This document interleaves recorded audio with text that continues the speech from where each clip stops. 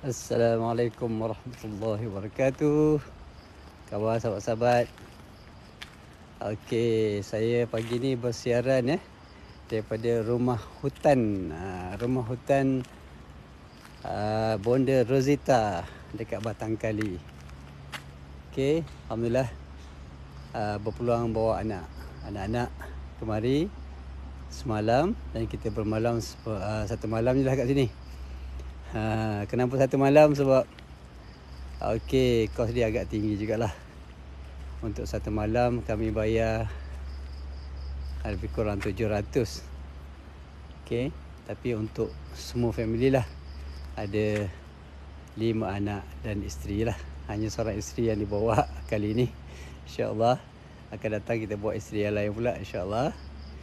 Okey, alhamdulillah tempatnya sangat cantik. Orang kata puas hatilah.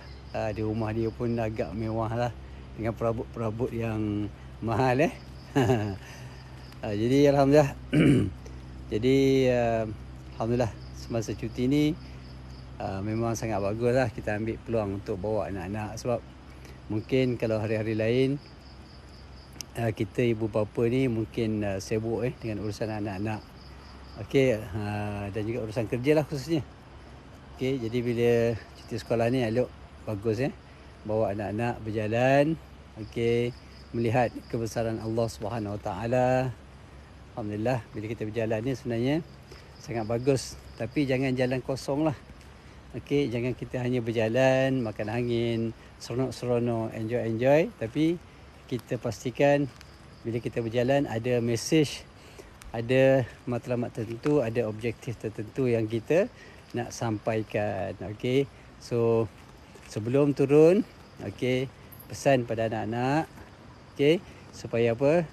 Supaya mereka mana sama-sama menghayati menghayati apa tu pun, memahami matlamat dan tujuan mereka dibawa berjalan. Okey, selain daripada untuk kita rapatkan hubungan kasih sayang antara kita dengan anak-anak dan suami dengan isteri, maka selain daripada itu kita boleh lihat alam ciptaan Allah Subhanahu Wa Taala.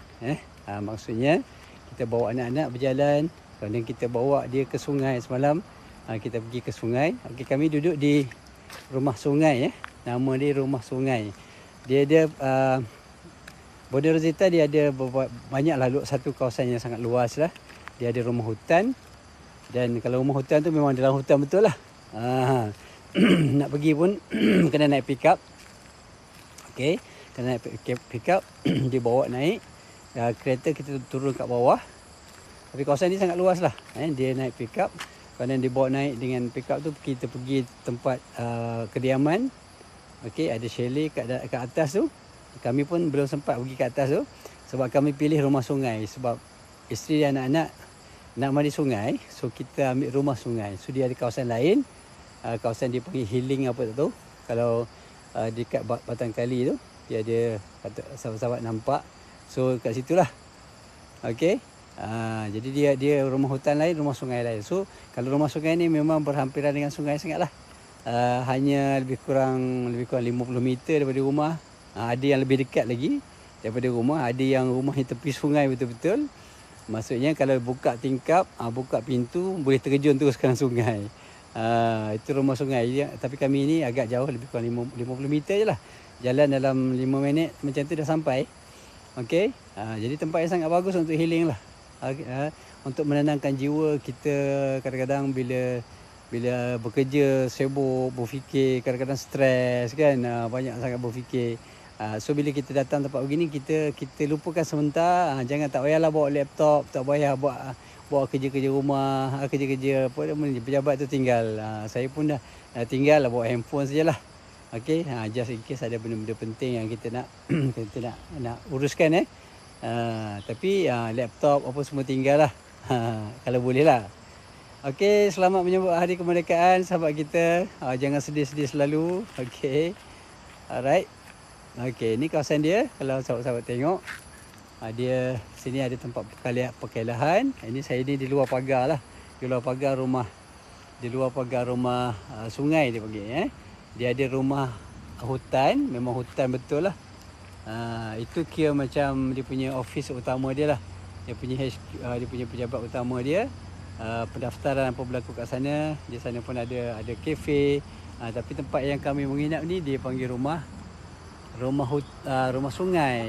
Dia tepi jalan yang tak jauh. Kalau Batang Kali tu. Okey. Ini rumah hutan nama dia. Rumah sungai.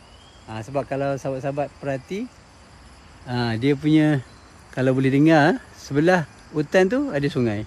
Memang bunyi pun ada. Kalau duduk tepi sungai tu bagus lah. Pergi dengan isteri yang mana? Okey, pergi dengan isteri isteri mana Isteri, sebab semua isteri pertama isteri saya semua yang pertama. Semua yang ni kahwin kali yang kedua isteri semua isteri pertama. Tak ada isteri pertama, isteri kedua, isteri ketiga. Semuanya isteri saya, isteri yang pertama. Okey. Cuma tarikh perkahwinannya berbeza.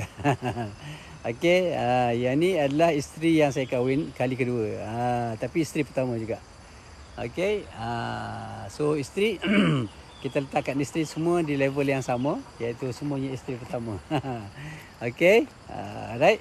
So anak ada 5 datang. Ya, alhamdulillah semua datang lah. Alhamdulillah mereka balik daripada sekolah. Okey, daripada asrama. So kita bawa jalan-jalan sikit lah.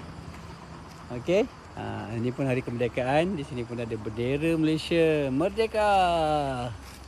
Merdeka! Selamat Hari Kemerdekaan sahabat-sahabat. Hargailah kemerdekaan Malaysia yang begitu sukar untuk dihadapi, untuk dicapai. Bukan senang nak dapat kemerdekaan. Ada negara yang sampai sekarang pun belum merdeka, seperti Palestin masih lagi dijajah oleh Zionis Israel. Okey, jadi kita bersyukurlah pada Allah SWT di atas kemerdekaan yang kita capai. Hargailah kemerdekaan kerana ia adalah satu anugerah yang sangat berharga dari Allah SWT. Sebab kita faham kalau kita berada di bawah penjajahan macam berlaku di Palestin, kehidupan sangat sukar, kita tidak ada kebebasan, kita tertakluk kepada kehendak penjajah. Macam pernah negara kita dijajah dulu kan. Nak buat itu, nak buat ini, semuanya kena tanya penjajah. Dan kita terpaksa ikut undang-undang, kita terpaksa ikut peraturan mereka kan. Kadang-kadang nak bersolat pun payah nak buat aktiviti keagamaan pun payah. Tapi kita bersyukur pada Allah SWT, walaupun kita di Malaysia ni negara kita berbilang kaum, berbilang agama, tapi alhamdulillah yang asasnya kita tidak lagi dijajah. Okey, walaupun kita mungkin nampak macam berkongsi kuasa, maka itu adalah tidak dapat dielakkan kerana kita memang dijadikan oleh Allah SWT, negara kita ni negara yang berbilang kaum, berbilang agama. Okey, jadi itu fakta yang tidak dapat kita nafikan. Bukan kita pilih untuk berada di sini. Okey, bukan bangsa-bangsa lain juga dipilih. Walaupun pada zahirnya mereka memilih untuk datang ke Malaysia, tapi kadang-kadang mereka datang bukan disebabkan mereka mahu datang. Kadang-kadang dibawa oleh, sebelum ni dibawa oleh penjajah dan sebagainya. Okey, tapi at the end of the day tidak ada apa yang berlaku kecuali dengan izin Allah SWT. Maksudnya apa dia? Maksudnya kita tidak boleh mengatakan bahawa ini negara orang Melayu. Tak boleh dah sahabat-sahabat. Sebab negara kita memang dicipta oleh Allah SWT sebagai negara yang berbilang kaum, berbilang agama, berbilang bangsa. Jadi kita kena mengiktiraf coexistence. Maknanya kewujudan orang-orang lain, bangsa-bangsa lain, agama lain adalah satu ketetapan daripada Allah SWT yang kita kena terima. Dia sempena kita menyambut kemerdekaan ini, kita kena faham konsep Malaysia ni yang kita ada ni adalah konsepnya adalah berbilang kaum, berbilang agama. Okey. Jadi kita tak boleh mendakwa ini negara kita negara orang Melayu punya. Tak boleh lagi sahabat-sahabat sebab memang itu faktanya yang termaktub dalam undang-undang dalam perlembagaan. Semua rakyat yang ada kerakyatan Malaysia, mereka mempunyai hak yang sama. Walau bagaimanapun, alhamdulillah kita orang Melayu ada hak-hak keistimewaan tersendiri yang tidak harus dipersoalkan oleh bangsa-bangsa lain. Okey, begitu juga kita ada keistimewaan apa dia? Kita ada keistimewaan Islam sebagai agama persekutuan. Itu pun satu kelebihan yang ada dalam negara kita Malaysia. So, kita boleh mengamalkan agama kita, aktiviti-aktiviti keagamaan tanpa ada sebarang masalah. Kenapa? Kerana majoriti umat Islam, majoriti penduduk Malaysia adalah penduduk agama Islam dan kuasa majoritinya terletak di tangan orang Islam dan tidak ada siapa pun boleh mencabar perlembagaan ini. Ini telah ditetapkan oleh perlembagaan, kan? Jadi kita kena orang kata kena fahamlah kedudukan negara kita ni. Jadi sebab itulah kita tidak boleh orang kata create problems. Tak perlulah maknanya orang kata mencipta persepsi-persepsi yang berbagai, ataupun mendakwa orang lain tidak berhak untuk tinggal di negara kita. Tak boleh sahabat-sahabat, sebab memang telah pun diperuntukkan dalam undang-undang, dalam perlembagaan, bahawa siapa saja, semua rakyat Malaysia mempunyai hak yang sama seperti mana yang saya jelaskan tadi. Dan kita orang Melayu ada keistimewaan tertentu yang tidak boleh dipersoalkan oleh orang lain, dan begitu juga tidak boleh maksudnya mengganggu gugat apa-apa yang berkaitan dengan agama Islam. Begitu juga hari ini perkara yang juga menjadi perkara yang sensitif untuk orang kata untuk ditegur ataupun untuk dikritik adalah institusi raja. Jadi kita juga tidak boleh menyentuh 3R. Dan 3R ni kenapa diwawalkan pada hari ini kita tak boleh menyentuh perkara-perkara ini, kerana dia membawa satu suasana yang tidak harmoni di kalangan rakyat Malaysia. Maksudnya kalau kita menyentuh tentang agama, contoh baru ni, bila kerajaan nak memperkenalkan hadis 40, nak bagi kefahaman kepada pelajar untuk memahami ataupun untuk mendalami, contohnya berkaitan dengan hadis 40. Itu satu perkara yang bagus, dan ia tidak memaksa orang yang bukan Islam untuk terlibat. Jadi mereka yang bukan Islam, mereka seharusnya faham, negara Malaysia walaupun bukan sebuah negara Islam, tapi majoriti rakyatnya beragama Islam. Jadi apa-apa usaha untuk meningkatkan kefahaman umat Islam, wajar diberikan peluang. Mana janganlah timbulkan isu-isu yang boleh menimbulkan keresahan umat Islam.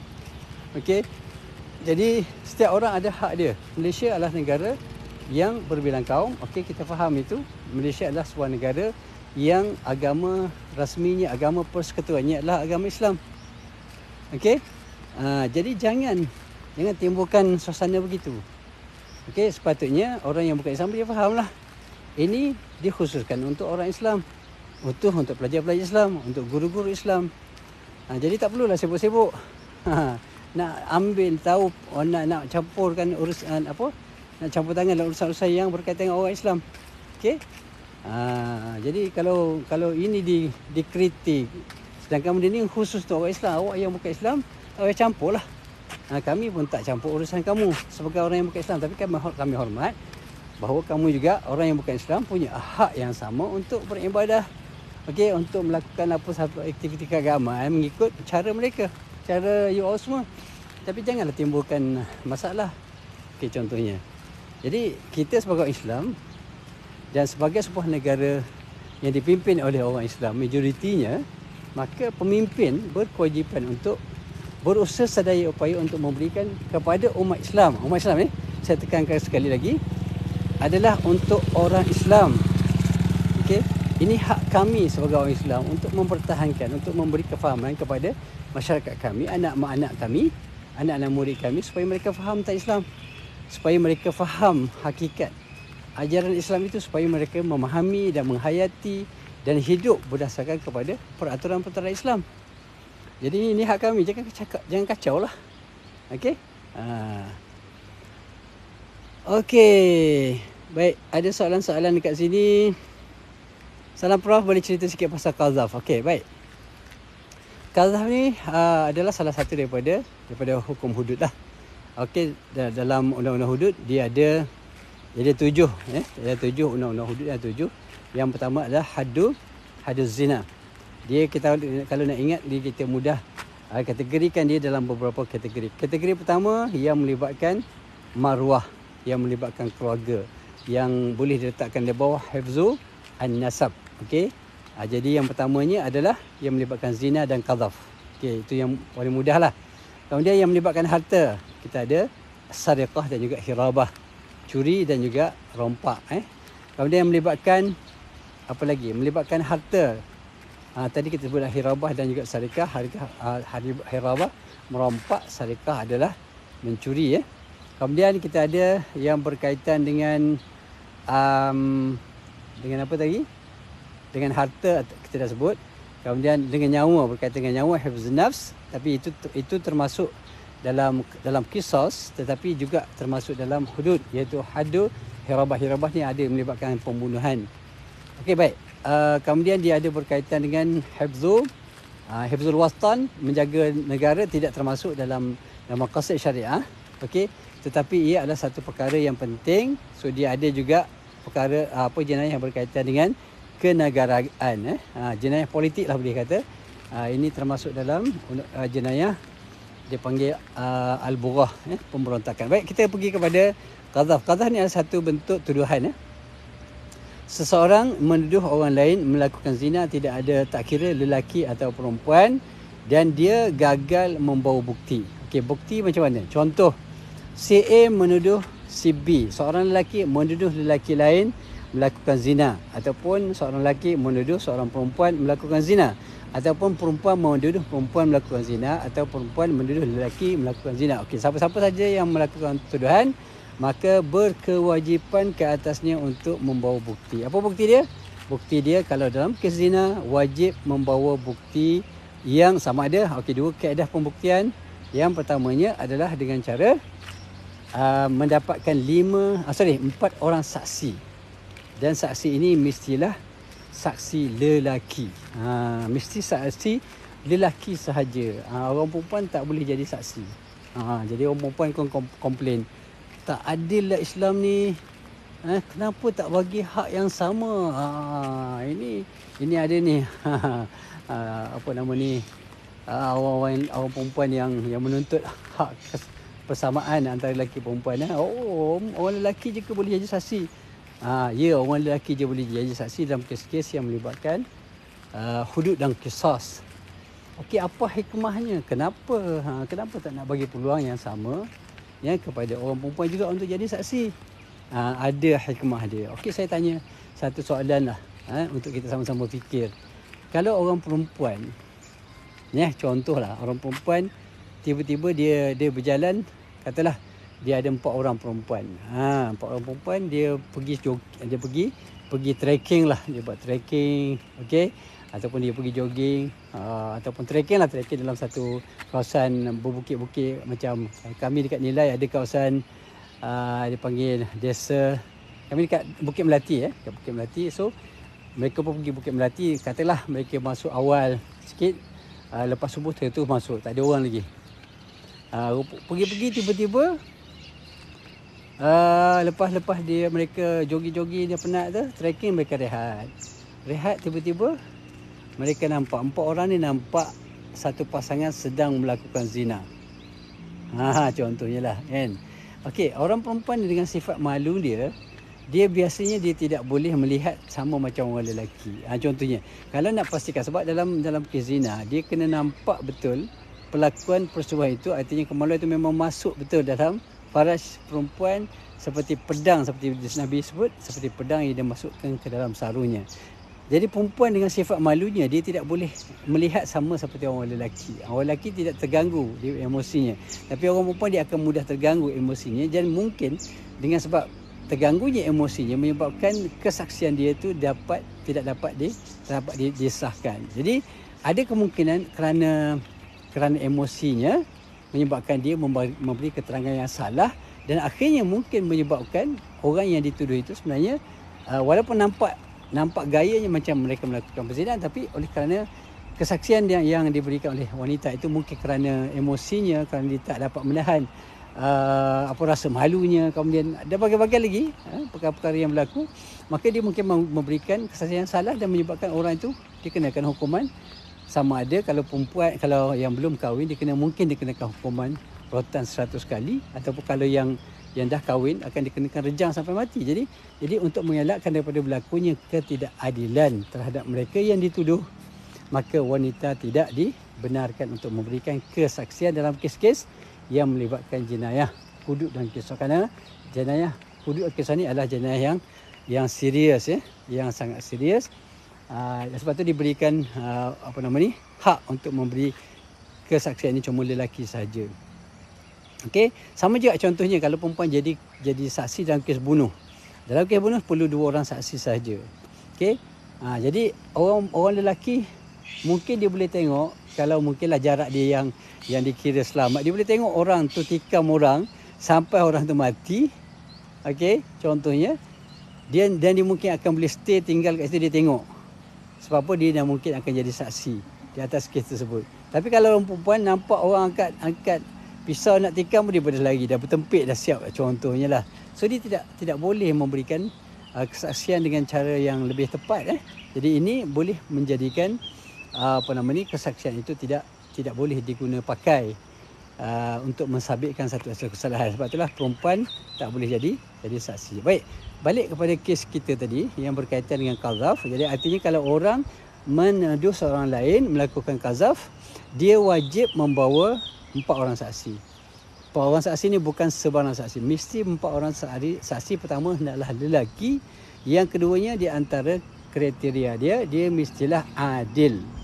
Maksud adil apa dia? Maksud adil ni bukan adil yang kita faham. Adil yang kita faham adalah maknanya memberi layanan yang sama, memberi hak yang sama. Itu namanya adil dalam istilah atau kefahaman biasa kita. Tetapi kalau dalam kes adil, dalam kes yang melibatkan jenayah, dia bermaksud tidak melakukan dosa besar walaupun sekali. Okey. Kecuali dia bertaubat lah. Kalau dia bertaubat, maka masa kesaksian itu diterimalah. Okey, tapi kalau dia melakukan zina contohnya, ataupun minum arak, ataupun berjudi, contoh, atau membunuh contohnya, kan? Dan dia tidak bertaubat. Dia tidak bertaubat, tiba-tiba dipanggil untuk jadi saksi, maka tidak boleh dia menjadi saksi kerana dia anggap dia adalah orang yang fasik. Orang yang fasik tidak boleh jadi saksi dalam hukum syarak, dalam undang-undang jenayah. Sebab apa orang fasik? Orang yang terlibatkan dosa besar, dia tidak boleh dijadikan saksi. Mudah je. Kalau dia boleh lakukan dosa besar, okey, maka tidak mustahil bagi dia untuk terlibat dengan dosa yang lebih kecil. Kalau dia membunuh biasanya lebih besar dosanya, berzina adalah lebih besar dosanya daripada melakukan atau memberikan pengakuan palsu. Jadi dia jadi saksi tetapi melakukan pengakuan ataupun kesaksian yang palsu. Kenapa? Kalau dia tak rasa berdosa, sebab dosa yang dia buat lebih besar daripada itu. Jadi setakat berbohong, setakat menipu ni is nothing lah. Jadi itu dia punya reason dia. Sebab itulah yang nak jadi saksi ni mesti orang yang adil, artinya tidak melakukan dosa besar dan tidak juga berterusan melakukan dosa kecil. Apa dosa kecil? Contoh, merokok. Merokok ni boleh dikatakan dosa kecil, dan merokok ini memang kita tahu dia memang hukumnya adalah haram. Ijma' ulama' mengatakan dia haram. So, kalau orang yang merokok setiap hari, maka itu dianggap telah melakukan dosa kecil secara berterusan. Hari-hari, setiap hari 1 bungkus. 20 batang rokok dihisap hari-hari. Maka kalau mengikutkan istilah ini ataupun takrifan definisi ini, orang yang merokok boleh dianggap sebagai orang yang fasik. Orang yang fasik tidak boleh jadi saksi. So dalam kes zina contohnya, kalau ada seorang telah menuduh orang lain, dia pun bawa saksi. 4 orang saksi lelaki. Dia kata memang kami bersaksi bahawa kami memang melihat perbuatan zina tersebut. Si fulan kami melihat telah melakukan perzinahan dengan si fulanah dan kami nampak betul. Maknanya kemaluannya masuk dalam kemaluan perempuan tu memang menjelas. Tempatnya yang walaupun dia tempat agak tersorok, contohnya dalam hutan tadi, tapi kami dapat melihat dengan jelas. Contoh. Tiba-tiba salah seorang daripada mereka adalah perokok tegar. Bila bawa mahkamah akan tanya, dan dengan sebab seorang lelaki itu dianggap sebagai orang yang fasik, maka kesaksian keempat-empat mereka ditolak. Bila ditolak apa berlaku? Bila ditolak, kesannya adalah keempat-empat itu akan dikenakan hukuman qazaf kerana tak cukup saksi. Okey? Jadi keempat-empat itu akan dikenakan hukuman rotan 80 kali kerana dianggap telah melakukan pembohongan atau tuduhan yang palsu. Ini dia punya risiko dia. So jangan mudah-mudah kita nak tuduh orang melakukan zina dan sebagainya, kecuali kita memang yakin betul 100% bahawa orang tu memang melakukan perbuatan zina dan ada 4 orang saksi. Bukan, tidak kira sama ada mungkin kita 3 orang tu tengok betul, 4 orang pun tengok betul, tapi salah seorang tu fasik, tak layak. Bila tak layak, gugur kelayakan dia, maka tinggal 3. Bila tinggal 3, tak cukup saksi. Bila tak cukup saksi, maka kesannya adalah orang yang menuduh itu akan dikenakan hukuman qazaf. Jadi sebab tu jangan kita mudah-mudah nak menuduh. Sama juga dalam tuduhan liwat. Tuduhan liwat pun sama. Ulama menyebutkan menuduh orang melakukan zina sama keadaannya dengan orang yang menuduh orang melakukan liwat. Hukumnya sama. Itu yang masih juga termasuk dalam kategori orang yang melakukan qazaf. Okey? Jadi kenapa hukuman untuk orang yang melakukan qazaf ini berat, kena dikenakan hukuman rotan sebanyak 80 kali kalau dia gagal memberikan kesaksian? Sebabnya mudah. Sebab kalau kita tengok konsep asal dalam undang-undang jenayah tu, al-aslu bara'atu zimmah. Okey, asal usul seseorang itu adalah bersih daripada segala bentuk tumahan. Kerana dia tidak berdosa, dia tak bersalah. Okey, sehinggalah dia dapat dibuktikan bersalah. Al-aslu bara'atu zimmah. Artinya dia tak bersalah kecuali ada bukti yang jelas dalam kes zina tadi, dalam kes liwat. Maka selagi mana tidak boleh maknanya memberikan kesaksian 4 orang saksi, maka selagi itulah orang itu tidak boleh dianggap sebagai orang yang bersalah. Jadi sebab tu dia melibatkan maruah, dia melibatkan digniti seseorang. Maknanya kalau kita tuduh orang melakukan zina, tiba-tiba kita gagal membuktikan kesalahan tersebut melalui kesaksian, ataupun satu lagi kaedah untuk membuktikan adalah dengan cara orang yang dituduh itu memang mengaku. Contohnya, nasib baiklah dia tuduh ada tadi 4 orang saksi, seorang merokok, kalau ikutkan dah jatuh dah. Dah ada gugur tuduhan tersebut. Bahkan mereka yang menuduh itu akan dikenakan hukuman qazaf, rotan 80 kali. Tiba-tiba orang yang dituduh itu mengaku melakukan zina, maka lepaslah. Itu serba sedikit lah. Bukan serba sedikit, panjang cerita pasal qazaf ni. Baik, kita pergi tengok soalan yang seterusnya.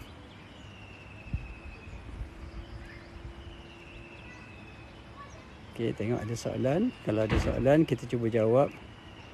Okey, qazaf ini tuduhan benar atau tidak? Hukumnya dosa besar. Saya baca di website Mufti, betul? Betul. Dia gini, qazaf ni kalau benar tidak ada masalah. Saya tidak melihat itu satu perkara yang salah. Sebab bila benar, kita menuduh supaya orang yang melakukan perzinahan itu diambil tindakan. So saya tak nampak itu ada masalah. Yang masalahnya tuduhan palsu. Orang tak bersalah dituduh bersalah melakukan zina. Zina ini satu dosa besar. Dosa ini dosa besar ini kenapa dia telah menjatuhkan maruah seseorang. Okey, saya mungkin agak berbeza pandangan dengan apa yang disebut. Iyalah, kita respect Al Mufti, tapi saya melihat dosanya, sebab kalau kita tengok kalau tengok dalam satu hadis Nabi SAW menyebutkan antara asab'ul mubiqat, 7 perkara yang membinasakan 7 dosa besar lah kita kata. Antaranya Nabi SAW menyebutkan qadhful muhsanatil ghafilat, mana menuduh wanita yang baik. Al-ghafilat ni orang yang baik, orang yang salihah. Okey, kalau menuduh orang yang memang jahat, dia memang melakukan zina, kita buat tuduhan dengan tujuan untuk kita bawa kes ni ke mahkamah. Okey, membawa kes ini okey. Dalam konteks ini tidak ada masalah untuk bawa kes ke mahkamah. Tapi betul, saya setuju dari satu sudut yang lain. Kalau saja nak tuduh, ya memang berdosa lah. Saja nak tuduh, walaupun dia memanglah berzina, tapi kenapa? Kerana dia ada daripada sudut yang lain, dia akan menimbulkan rasa maknanya satu bentuk kehinaan. Walaupun orang tu melakukan zina, tapi memang kita wajar menegur dia. Okey, so dia ada dua situasi. Saya setuju dengan mufti kalau tuduhan itu sengaja dibuat tanpa ada sebab yang tertentu. Sebab yang valid lah. Sebab yang valid adalah kita menuduh kerana kita nak bawa kes ini ke mahkamah supaya dia dikenakan hukuman atas di atas perlakuan dia lah, perlakuan zina. Tapi kalau saja tuduh dia, memang kita kenal dia adalah pelacur. Itu pelacur, kemudian kita pergi jaja sana sini menghina dia, itu tidak boleh. Okey. Tapi kalau tujuannya adalah untuk kita bawa kes ini kepada mahkamah untuk didakwa, maka itu dibolehkan. Okey. Sebab tuduhan yang dibuat secara begitu akan menimbulkan menyebabkan, walaupun dia memang melakukan zina, walaupun dia memang pelacur, tapi tidak perlulah kita pergi jaja, kita pergi hebohkan okey cerita dia. Dosa dia dengan Allah SWT, kita tidak ada hak untuk orang kata pergi hebah-hebahkan. Sebab itu satu keaiban. Dosa ini adalah satu bentuk keaiban. Jadi keaiban manusia tidak seharusnya. Saya ambil gambar video ni dekat bunga ni, cantik bunga ni. Ini bunga yang ada di rumah hutan. Rumah hutan Bonda Rosita. Kita tengok bunga ni cantik bunga hutan sama-sama kita sembang ni, kita tunjukkan keindahan flora dan fauna yang ada kat sini. Ni pun saya jarang tengok bunga ni. Alright, jadi berbalik kepada apa yang kita sebutkan tadi, Jadi kalau tuduhan itu hanya sekadar membuat tuduhan walaupun orang tu memang jahat, maka tidak harus. Mana tujuan, apatah lagi kalau tujuan untuk menghina dia, menjatuhkan maruah dia. Walaupun dia seorang yang jahat, tidak perlu kita hebah-hebahkan. Kita tak perlulah nak beritahu semua orang bahawa dia itu adalah penzina. Tapi kalau tuduhan kita adalah untuk tujuan yang baik, maksud tujuan baik adalah tujuan untuk kita dakwa dia di mahkamah, maka itu dibolehkan. Okey, saudara Adha. Baik, kita pergi tengok lagi soalan kalau ada yang lain. Okey, tengok soalan lain kalau ada. Forex. Okey. Forex ni satu cerita yang sangat menarik lah.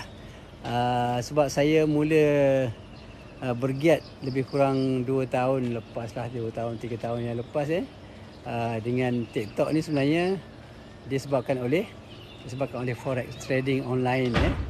Okey, forex trading online sahabat-sahabat adalah haram dan kekal haram sehingga kini dan hingga hari kiamat. Kecuali saja saya letak dekat bunga ni, cantik pula dekat bunga ni. Bercakap di celah-celah pokok bunga. Baik sahabat-sahabat, cerita pasal forex trading ni. Forex trading ni kenapa dia haram?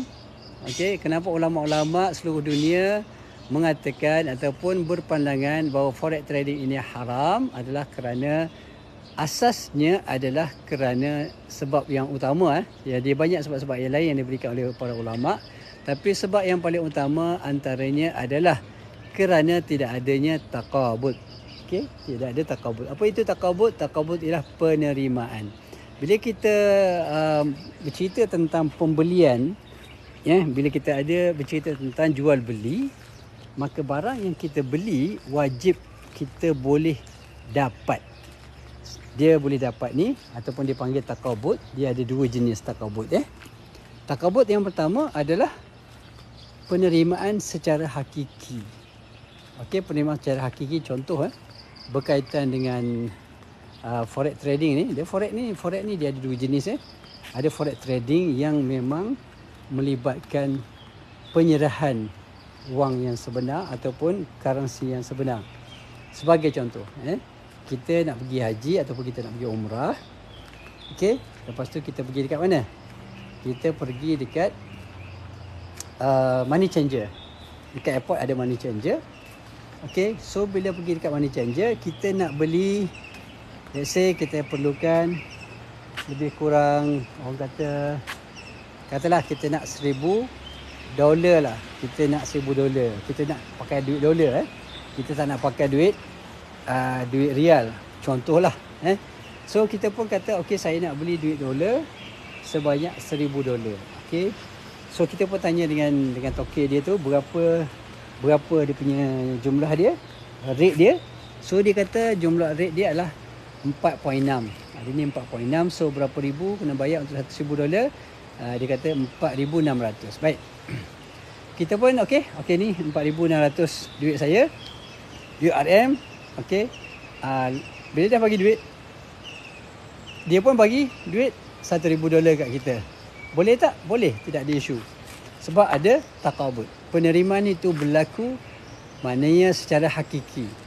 Secara hakiki maknanya kita dapat pegang betul duit dolar tu. Okey. Tetapi apa yang berlaku, contohnya kalau berlaku sebaliknya. Okey, dia kata okey, saya nak duit dolar 1,000, rate dia 4.6. Okey, dia beritahu, kita pun bagi duit 4,600 kat dia.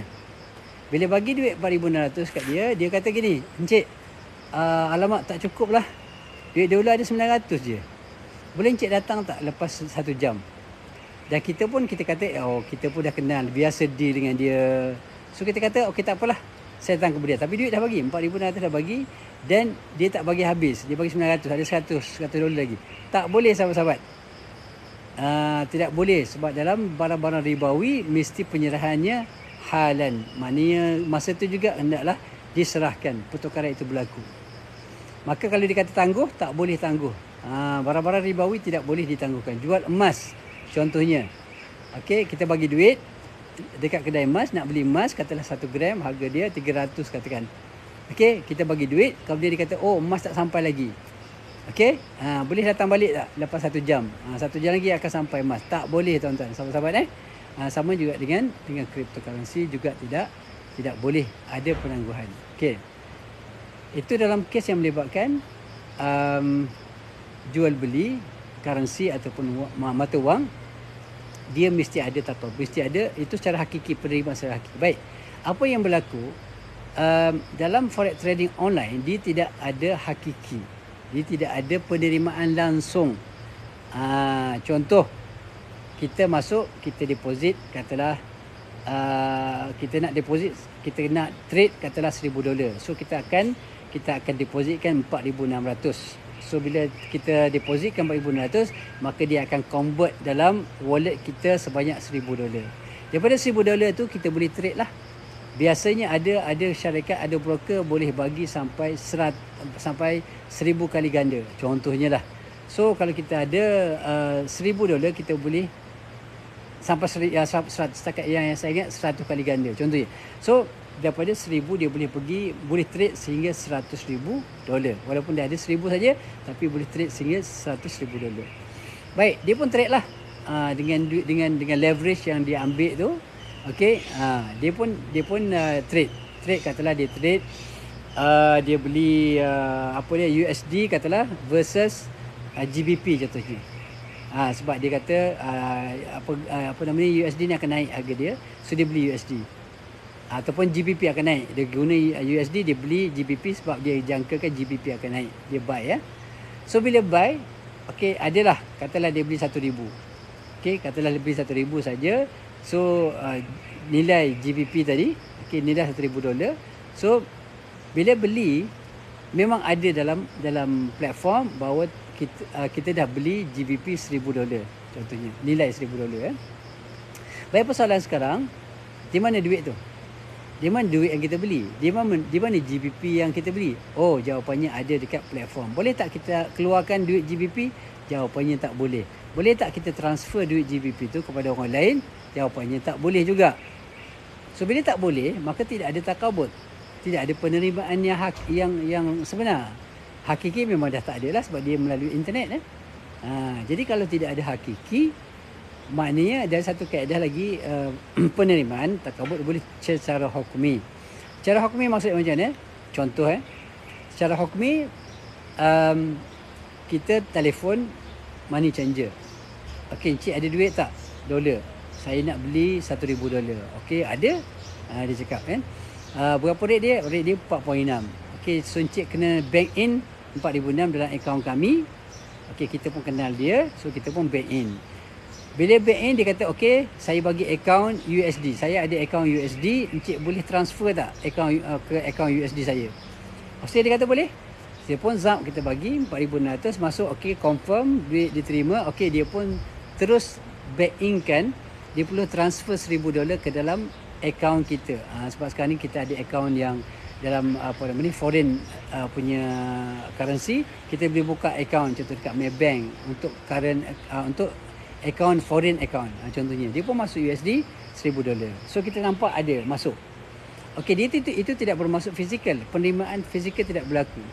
Tetapi dari sudut hukumnya diterima tak? Dia hukumnya diterima kenapa? Duit itu memang dah masuk dalam wallet dia. Maka itu sah. Itu sah kerana duit yang masuk dalam wallet kita tu memang kita boleh guna duit GBP tu. Apa bukti kita dah terima? Duit GBP tu boleh kita transfer pada orang lain. Contohnya, ataupun boleh keluar dalam bentuk tadi USD kan. Maknanya kita beli USD, so USD tu boleh ditransfer pada orang lain. Itu bukti kita ada menerima secara rasmi kita ataupun duit USD tu yang kita ada 1,000 tu kita boleh guna untuk shopping contohnya. Maka itu tanda bukti bahawa kita telah pun menerima duit tersebut. Ataupun kita boleh juga withdraw dalam bentuk USD lah, sebab kita dah beli USD, maka kita nak pakai USD, maka kita boleh keluarkan duit USD tu, maka itu tanda kita telah pun menerima wang tersebut. Tapi apa yang berlaku dalam forex trading? Tidak, dia tidak berlaku demikian. Dia ada dekat platform, dia sepatutnya disebutkan sebagai CFD. Konsepnya adalah CFD. CFD contract for difference. Mana dia beli USD tetapi hakikatnya dia bukan nak USD, dia nak cuma sebab dia kata mungkin dia beli USD kerana USD tu akan naik. Pada jangkaan dia buat analisis sebagainya, USD akan naik. So dia beli pada harga murah, maka bila naik harga tu, maka dijual. Itu konsepnya CFD. Dia bukan berniat untuk memiliki USD tapi membeli kerana berharap bahawa harga USD itu akan naik dan dapat keuntungan. Jadi itu haram hukum dia. Itu haram kerana tidak sah jual beli itu. Bila jual beli tidak sah, maka semua keuntungan yang diperolehi dari perkara yang tidak sah haram hukumnya. Jadi itu asas dia lah. Asas dia kenapa forex trading online adalah haram, sahabat-sahabat. So janganlah terlibat dengan forex trading yang haram tu. Baik. Okey, hari ini saya masih lagi bercuti, alhamdulillah. Sebelum cuti panjang nanti bulan 10, bila saya pencen, cuti panjang lah. Sekarang ni saya bercuti, cuti tahunan lah. Saya ambil cuti tahunan 2 hari semalam dah hari ni. So hari ni bolehlah panjang sikit saya sembang-sembang. Sebab kalau hari kerja pukul 8 saya kena stop. Saya tak boleh lagi nak buat live. Nanti lepas saya pencen nanti, insyaAllah tidak ada masalah untuk buat live sepanjang hari. Nak live 24 jam pun tak apa kan. Baik. Dah tak ada soalan. Baik, kita pergi lagi soalan kat bawah ni kalau ada. Jadi saya harap sahabat-sahabat fahamlah kenapa forex trading itu diharamkan. Okey. Ini saya sebutkan tadi kan. Okey, saya beli emas dekat QM, emas pun saya tak nampak. Baik. Okey, apa yang berlaku ini pengalaman saya. Bukan saya cuba nak justify benda yang haram. Yang haram tetap haram, yang halal tetap tak halal. Jadi apa yang berlaku dekat QM, kita pun tahu dekat QM, Quantum Metal, kita ada penasihat syariah yang telah maknanya meneliti semua transaksi yang berlaku dan mereka mengesahkan bahawa transaksi yang berlaku di Quantum Metal adalah patuh syariah. Okey, kenapa dia patut syariah? Tadi kita kata perlu ada takabut. Perlu ada kalau kita beli emas, emas tu mesti ada. Okey, maksudnya gini. Sebab tu saya jelaskan tadi di awal tadi bahawa dalam konsep takabut ini dia ada dua jenis. Pertama, takabut yang berbentuk hakiki. Hakiki macam tadilah. Macam tadi kita secara hakiki maksudnya kita bagi duit, kita dapat emas. Kita pergi kedai emas contohnya, kita beli emas. Okey, kita bagi duit 1,000, kita dapat katalah 2 gram setengah emas contohnya. Maka itu dipanggil takabut secara hakiki. Tapi ada juga takabut yang dikatakan dalam bentuk hukmi.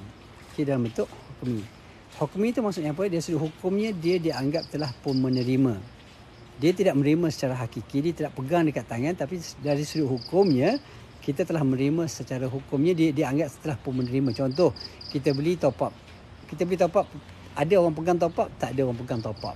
Okey, tidak ada orang pegang top up. So, top up tu boleh pakai tak? Boleh pakai. So, dia dianggap dari sudut hukumnya telah pun menerima barang tersebut. Itu pun dianggap sah di sudut hukum syarak. Okey, sama juga dengan tadi yang saya buatkan contoh, kita beli apa nama ni?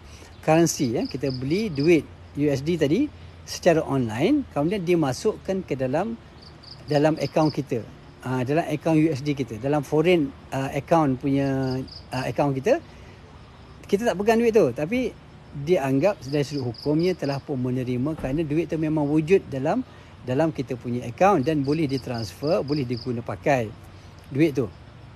Maka itu pun juga dianggap sebagai penerimaan secara hukumnya. Jadi sama juga dengan apa yang berlaku dekat QM, dekat counter metal. Bila kita beli emas, katalah 1 gram, emas kita memang ada dekat counter metal. Cuma kita diberi hak untuk sama ada mengambil emas tersebut atau tidak. Tapi emas memang wujud. Sebab kalau tak wujud, hukumnya tak sah. Okey, sebab tu dalam QM kita boleh bila-bila masa untuk menebus emas kita. Sebab emas memang ada. Emas itu tidak akan dijual kepada orang lain. Dia tidak gunakan satu emas dijual kepada orang lain yang ramai. Tak. Bila kita beli satu emas, dia ibarat ginilah. Kalau stok emas 1 gram ada 1,000. Memang emas tu mesti ada, mesti wujud. Itu hukum syarak menentukan. Kalau emas tu tidak wujud, maka tidak boleh, QM haram menjualnya. Kalau jual tak sah. Okey. So emas ada 1,000. Contohnya 1,000 stok dekat emas, dekat QM ada 1,000. So kita pun beli. Bila beli dia akan kurang stok sampailah stok tu habis. Sebab tu kadang-kadang di hujung minggu, kalau sekiranya harga emas turun, jatuh rendah, maka akan ramai orang beli, maka hujung minggu akan kehabisan stok. Sebab stok tu mesti ada. Kalau tak ada stok yang sebenar, maka tidak boleh dijual. Dia haram, tak sah jual beli. Jadi apa yang berlaku ialah bila kita beli emas dekat QM, emas tu memang wujud dan kita boleh claim emas tu bila-bila masa. Jadi emas wujud tak? Wujud. Walaupun kita tak nampak emas tu, tapi dia boleh kita tuntut. Kau orang baik sihat Alhamdulillah. Alhamdulillah.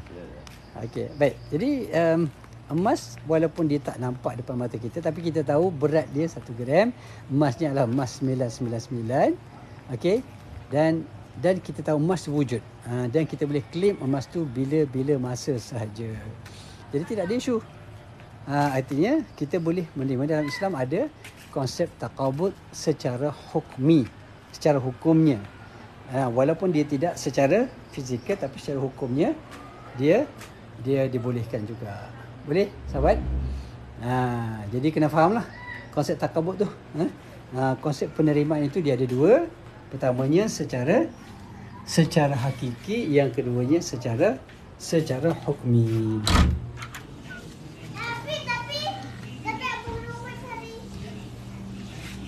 Okey, saya pun dah masuk balik dalam rumah.